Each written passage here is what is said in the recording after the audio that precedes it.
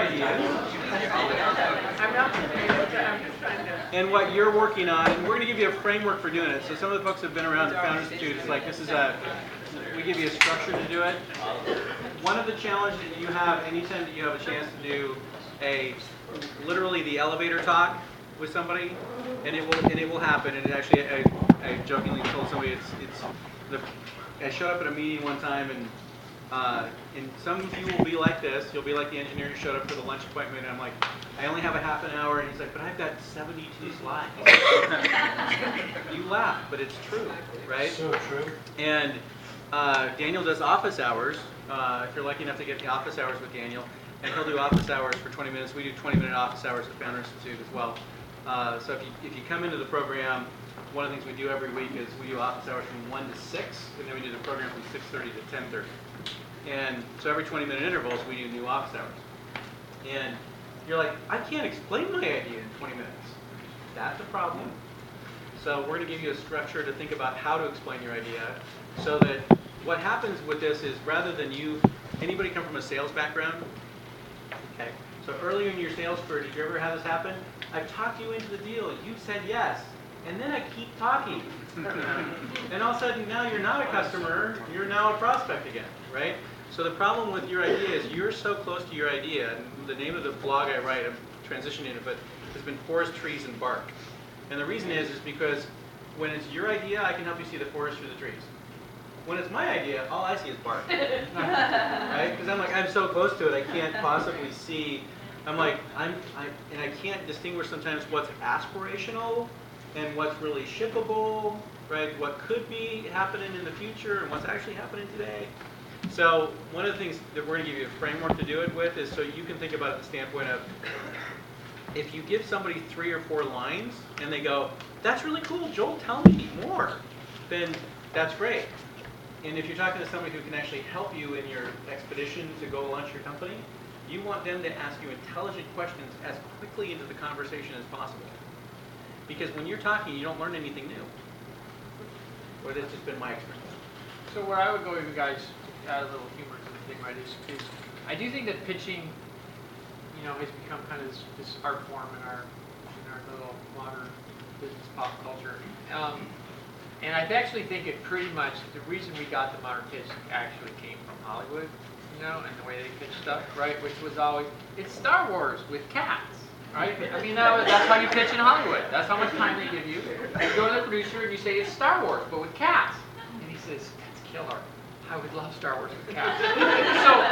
So if you don't present 72 slides, you tell them it's Star Wars with cats, right? And so, but go to AngelList tonight, and tell me it's Star Wars with cats. It's the whole thing. It's like, it's Instagram for plumbers, right? I mean, it doesn't, everyone, if you can't describe your idea like that, I almost defy you, any idea can be described to some degree with that formula, and people like it. People totally like it. The inverse of it is you spend an hour talking to somebody, so here's $5,000 worth of advice that I will give you for free. So I flew to New York, met with a company called Warburg Pincus, one of the largest private equity funds in the world. I was Samantha Chan's managing partner of the firm. Had an hour-long meeting with her. She's literally walking me to the elevator and said, love your passion for the market. We love this market. I can't repeat your ideas to my partners, so I won't. Now, that was great advice. It was painful because I flew all the way to New York, stayed overnight, got up and had breakfast, went to this meeting, thought the meeting went great, and on the elevator going down, I'm like, shit. Why can't somebody in Seattle have told me that before I flew to New York?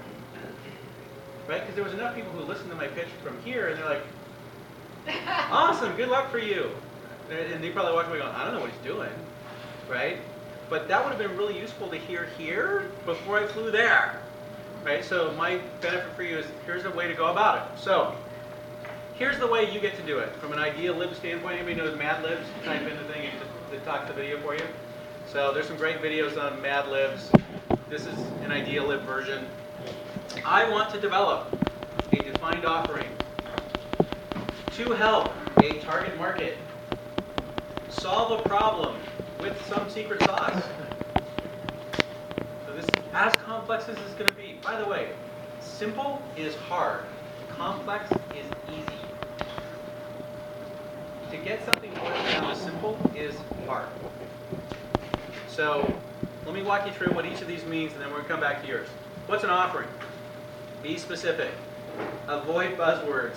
Skip them. We have a revolutionary service. It's awesome. Please skip that. Paradigm changing. It's yeah. You laugh, but we've heard a lot of them, and it's like, really? So we are the industry standard. We are the industry. You haven't launched a product yet. You're the industry standard. What? Right? So avoid buzzwords. You're not a social utility. I don't even know what a social utility is. Right? We're an e-commerce site. We're a mobile app. We're a website. Right? Tell people what you are. Again, remember the code hook analogy? Where do I put you? Right?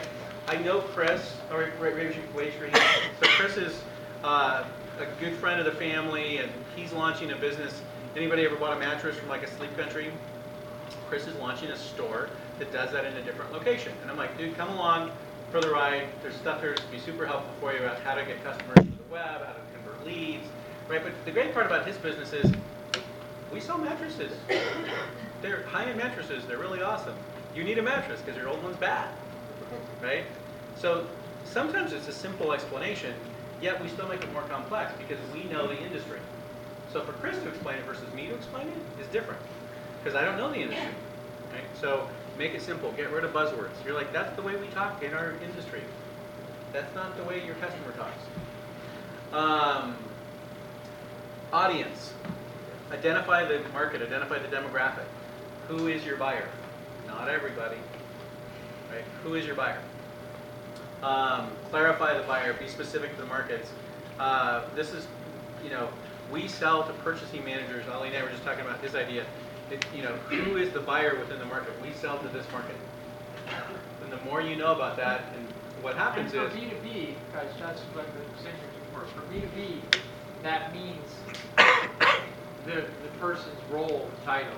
Meaning, are you selling sales versus marketing versus HR? They're all in the company. Telling me you sell to some big company is beyond meaningless, right? Telling me you sell to the IT guy who does this exact kind of thing. Right? If it's B2B, you've got to nail who that economic, at least who the decider is, and then you figure out who the economic buyer is in terms of your boss. But just telling me you want to sell to IBM, right? Completely meaningless statement. And you're going to start off with a hypothesis. So one of the pitches I saw last night was like, we sell to HR and sales and this division and training and companies that look like this. And we got done here in the pitch, and I'm like, so basically your hypothesis is you don't know. We know we're selling to companies, we think they look like this, but we haven't talked to enough of them yet to tell you which one we're going to launch with.